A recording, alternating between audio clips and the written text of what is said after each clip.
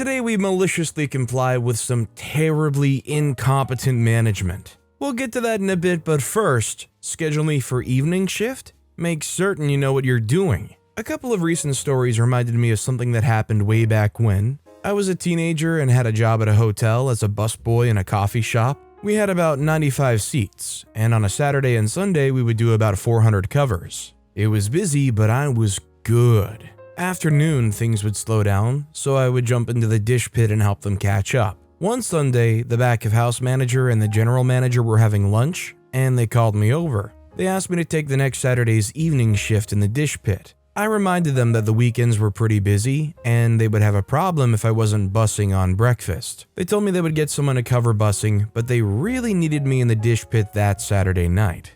I agreed, but told them that I would need to leave at 11 p.m. on the dot, as I relied on public transit to get home, and there was no way I could work late. They said, no problem, and we had a deal. I showed up at 3 p.m. to absolute chaos. Guess who they had covering bussing? That's right, the dishwasher. The pit was absolutely stacked with dishes. And then I found out why they needed me on that shift. Banquets in the coffee shop used the same glassware, plates, and cutlery, and there was a massive banquet going on upstairs. When I got there, the line cook and the banquet crew were going nuts, prepping and setting up tons of centerpieces, plate settings, that sort of thing. We had bussing carts, and the banquet crew was loading them up and running them up the elevators to the banquet hall. It was pandemonium. The back of house manager kept yelling at me, "I need more forks right now!" And I was fishing through the dozens of bus bands from day shift, trying to get him the stuff he needed. It took a while, but I managed to do it for him. I took it with a grain of salt since he was actually a pretty good guy, just stressed to the max. Finally, the banquet stuff all went upstairs and I could clear the backlog. It took me until about 8 p.m. Then nothing. There was about 400 people attending this banquet, and occasionally I would see a member of the banquet team come down, and I would ask them where the dish carts were. These guys treated me like crap and snapped that they would bring them down when they had a chance. Sure enough, it was about 10 p.m. when the parade of banquet bozos started wheeling cart after cart of dirty dishes in by the pit. There were tons of them, 30 or 40 at least, and none of the bus tubs were sorted. It was all just tossed in. They weren't even scraped into the trash. There were leftover foods on lots of the plates. Just before 11 p.m., I see the back of house manager talking to his crew, and I went up to him. I was really pissed off. "What the heck am I supposed to do here?" I asked, gesturing to the carts. "Wash the darn things," he snapped back.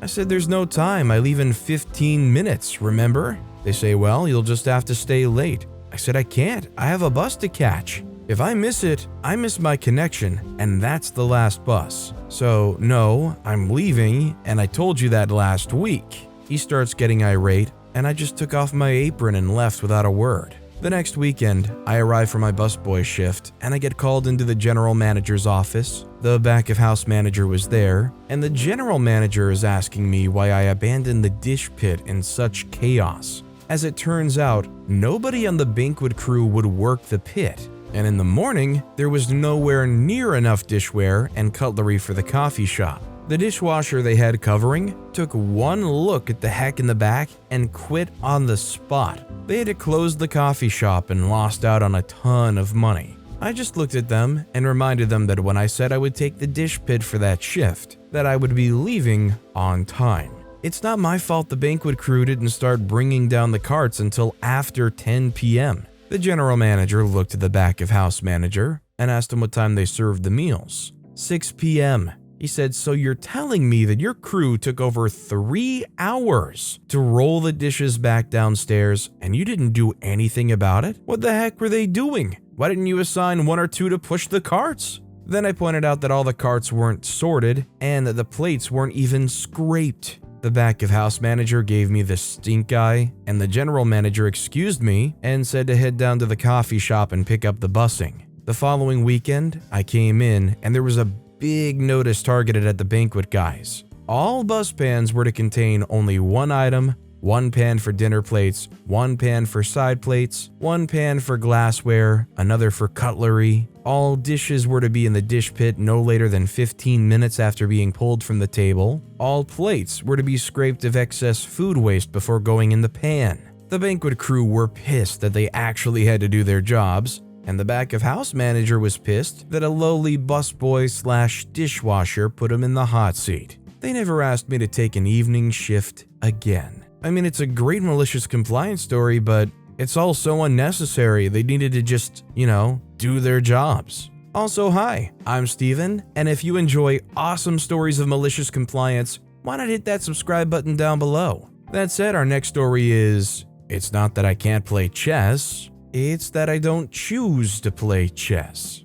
I originally posted this over in Entitled People, and it was suggested that this also might fit here. So I learned to count because I wanted to play cards with my brother. He was 10 years older than me, and I thought that the world revolved around him. Because my father was narcissistic, it wasn't until years later that I realized what a positive male role model he was. My brother was games obsessed. We would play hands of rummy that went on for weeks. Game after game of Monopoly that lasted months. When I got to 8, I had the chance to join the school chess club, so the summer before, I begged him to teach me to play chess. It was then that I discovered that most chess players, out in the wild, like to take time pondering their moves. Me, I like to play a game, finish it, learn from it, and then play another. For me, it was quantity and quality that taught me. By the time the year was out, I had a decent ranking in the school chess league, but my heart wasn't in it.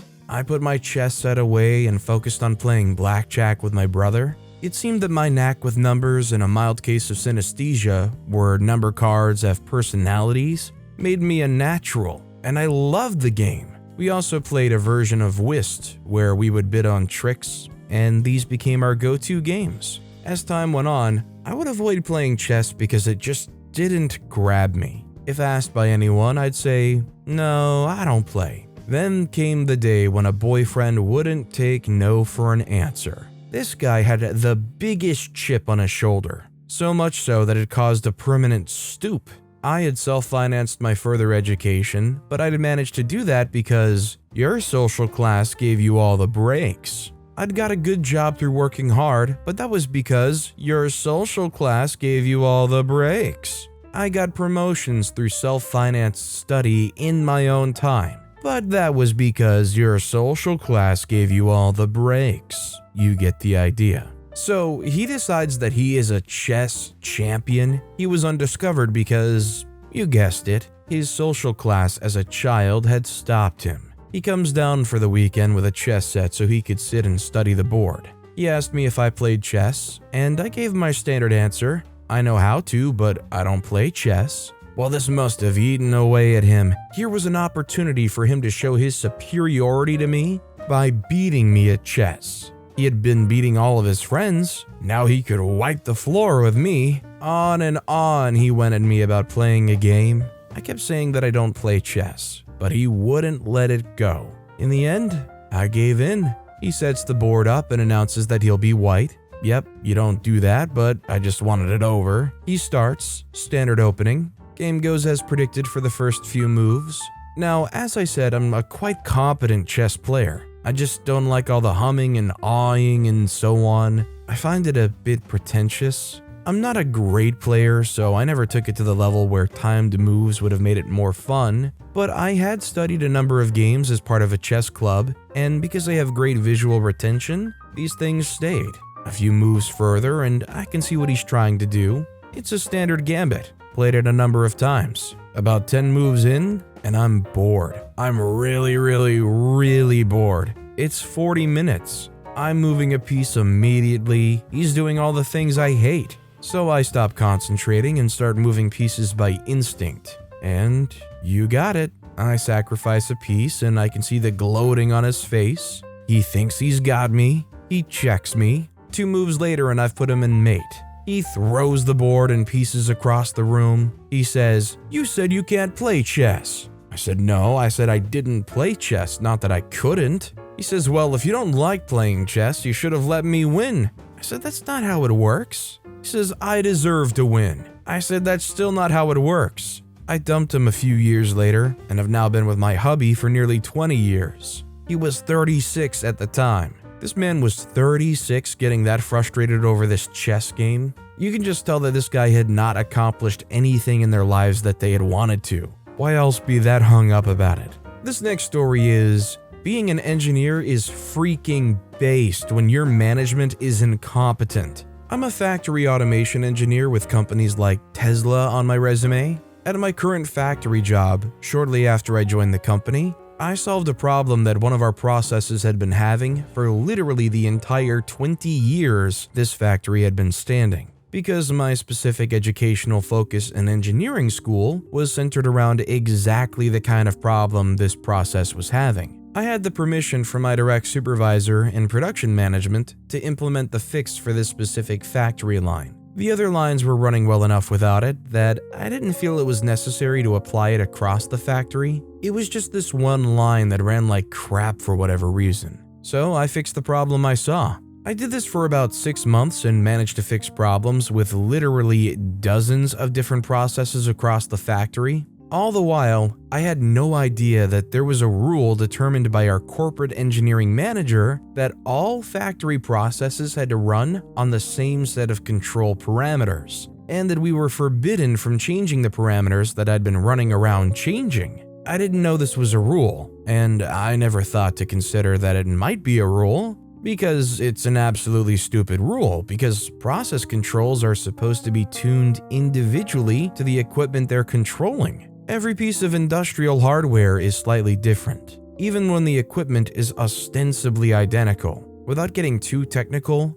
things like electric motors have subtle variations in windings that make them respond differently to current flowing through them. Heating units have slightly different thermal mass and other properties that make them heat up a little faster or slower. The automated controls for those processes have to use slightly different control parameters to account for these subtle differences in equipment. But apparently, the manager read about corporate standardization in a book somewhere and decided that every line across all of our factories needed to run the same controller constants. He had spent years in his own factory forcing his technicians to find a single set of parameters that worked across all his lines. Apparently, he managed to find a set of parameters that didn't cause the equipment to catch fire, so in his infinite wisdom, he had spent the last 5 or 6 years shoving that mandate up the butt of all his technicians and subordinate engineers, so that he could report to his bosses that he'd been putting the hammer down standardizing our processes.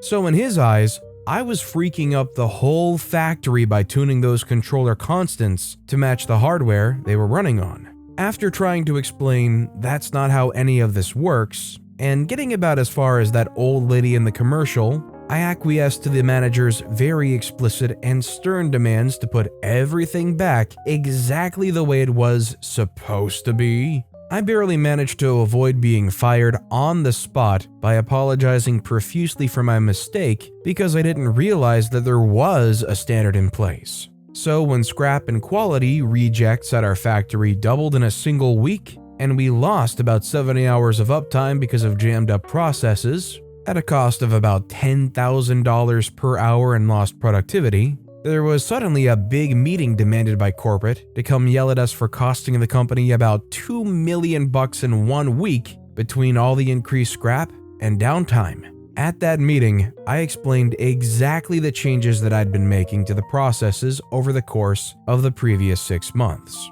I had charts from our historian for every single process before I made my original changes, after I made the changes, and after I was compelled under threat of losing my job to revert all the changes I made back to the original parameters. I got the opportunity to explain to that engineering manager's boss that homogenizing code and standardizing processes is a good idea on the whole, but that there are specific equipment parameters that need to be tuned individually for each process they're running on, and that these parameters often need to be retuned if something about the process changes in a way that affects the performance of that process, such as changes in materials or natural wear and tear on components. And I explained that while one factory was able to find a set of parameters that worked across all their lines without causing catastrophic failures, most of those lines were actually performing quite sluggishly. and I demonstrated using our own plant's data how similarly performing lines at our factory before my changes dramatically improved yield and uptime when the processes were tuned individually.